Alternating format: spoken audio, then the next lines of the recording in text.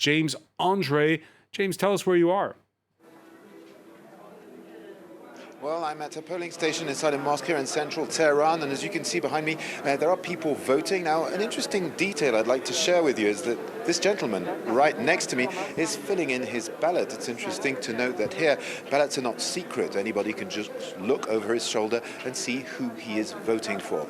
In any case, the voting is going perfectly normally. We have not seen long lines at the polling stations here today. Indeed, high abstention was predicting. Now, it's interesting because you were talking about those figures by the FARS agency, who indeed announced that in late afternoon it would be 23%. That's 14 million voters. Well, earlier on we'd heard by the Ministry of Interior that the official figure at 1 p.m. was 5 million, and that's 8.4%. And funnily enough, there was a communique by the Ministry of the Interior saying, please do not take into account any other figures than those that we communicate us, the Ministry of Interior. So we'll have to see if those figures have to be taken with a pinch of salt or not.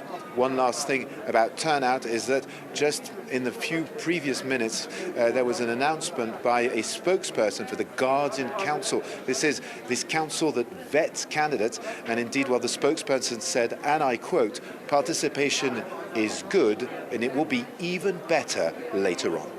Even better later on. James, what is the drill? I know polls close, what, in a little under 90 minutes' time?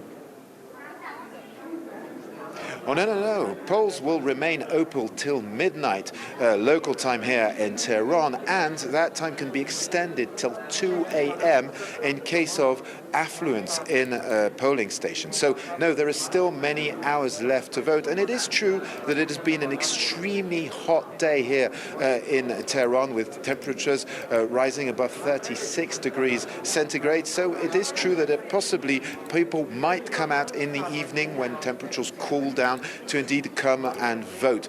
Now, it's true that the figures that have been announced, even the 23% by the FARS agency, are not high figures at those times. So we are expecting low turnout, and that actually does work with what we've been hearing here during this whole week we've spent at Tehran. We were speaking to people on the streets who were telling us candidly in front of the camera, and that is quite surprising here, that they were not going to go to the polling stations and vote. And we've also seen the Supreme Leader Ayatollah Ali take to the television asking voters to indeed take part in this election. So yes, participation is the main issue here. Indeed, it is pretty certain at this stage, or that's at least what experts are saying, that Ebrahim Raisi will probably win this election.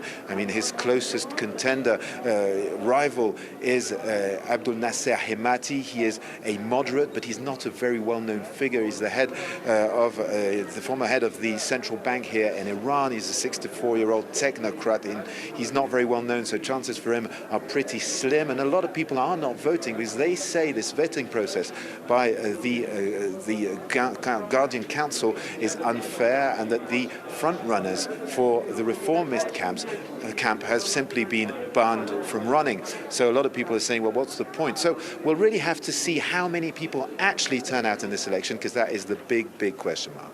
And you'll be covering it for us midnight and beyond. James Andre, many thanks for that live update from the Iranian capital, Tehran.